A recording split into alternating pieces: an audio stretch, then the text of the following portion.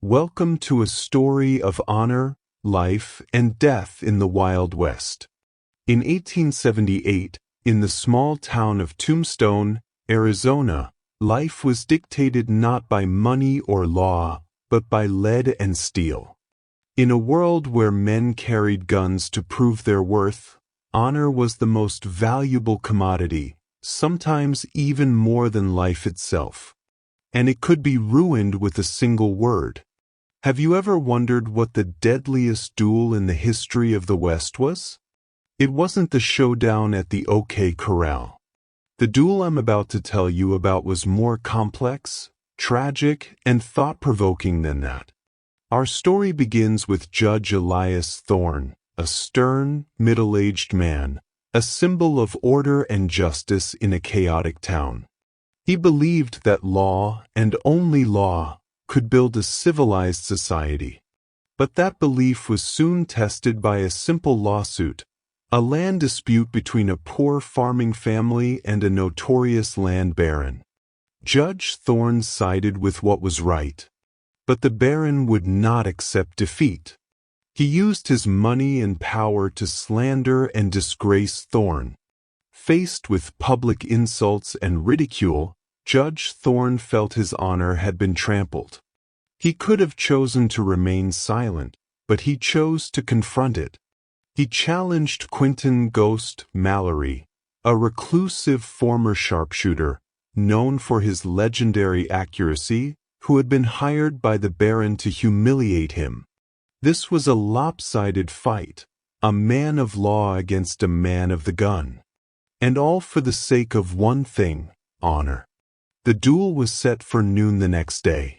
In those 24 short hours, the town of Tombstone held its breath. Judge Thorne, a man of books and law, suddenly found himself the protagonist of a bloody drama. His friends and family came to plead with him, arguing that his honor wasn't worth his life. But Thorne shook his head. "You don't understand," he said with strange conviction. "What is a man to live for if his honor is gone? The land baron has disgraced me in front of everyone. If I back down, he wins. And that sets a dangerous precedent." Thorne spent the entire night practicing. He drew his gun from its holster, then put it back, his hand trembling. He had never been a marksman. He was a judge, a man who settled disputes with reason. He looked at the old gun on his desk. It wasn't a tool of justice, but a tool of destruction. He thought about the farming family, the baron's words, and his own legacy. He believed this was the only way to reclaim what was lost. He believed winning this duel would prove he was a man of honor. Meanwhile, in another part of town, Quentin "Ghost" Mallory sat silently in his small shack. Hearing the news of the challenge, a bitter smile appeared on his face. He had abandoned this path long ago. He was no longer Ghost, the legendary gunslinger of the past. Now, he was just a shadow, living in seclusion to bury his past. In a painful flashback, we see Quentin and his younger brother, Billy, facing each other in a senseless duel. Because of a small misunderstanding, the two brothers were drawn into a vortex of false honor. Quentin, acting on a gunslinger's instinct, fired first. Billy collapsed. He died instantly, with a look of regret on his face. Since then, Quentin had sworn never to draw a gun again. He lived in a state of constant torment. The money the baron offered meant nothing to him. He only agreed because he couldn't bear to see another innocent man lose his life. By the next morning, the entire town had gathered on the main street. The air was heavy. Judge Thorne stood at one end of the street, his face determined but his eyes filled with anxiety. Quentin Mallory, wearing a worn leather jacket, stood at the other end, unusually calm. The two men, with two different life philosophies, faced each other. Just then, the farming family, the people who had indirectly caused this duel, ran up. They knelt before Thorn, begging him to stop. "Judge," the father said, "we would rather lose our land than lose you. Your honor doesn't need to be proven this way." But Thorn remained still. He looked at them, then back at Quentin. Mallory took a few steps forward, closing the distance. He spoke loudly enough for everyone to hear, "Judge, stop. No honor is worth a life. The winner of this duel will also be the loser." His words made Thorn waver, but he had gone too far to turn back. The church bell struck 12 noon. It was the signal to begin. The two men drew their guns. Thorn, with his trembling hands, drew first. His shot rang out, a loud crack. But the bullet missed. It lodged in a wooden post behind Mallory. Everyone held their breath. Everyone thought Mallory would finish Thorn.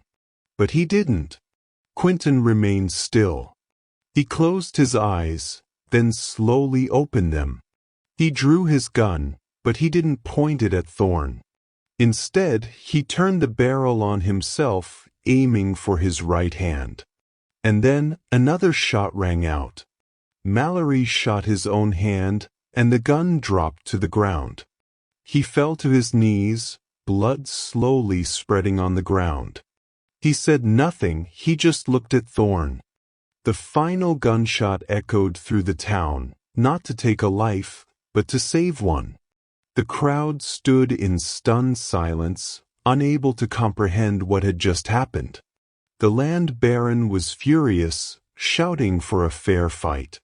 But no one was listening to him anymore. All eyes were on Quentin Mallory, who was kneeling, clutching his wound. Judge Thorn stood frozen, his gun falling from his hand. Now he truly understood Mallory's words. Honor wasn't about winning a duel. It was about having the courage to forgive, to let go, and to protect others, even if it meant harming yourself. Quentin Mallory was taken for treatment, but his action had already become a legend. It not only saved Thorn's life but also awakened the entire town. Judge Thorn was no longer concerned about his tarnished honor. He had found it in a truly unexpected way, in a stranger's sacrifice. He used his restored credibility to help the farming family reclaim their land and, later, became friends with Quentin. Together, they rebuilt Tombstone, not with violence, but with law and compassion. Ultimately, this story isn't about who was faster or who was a better shot.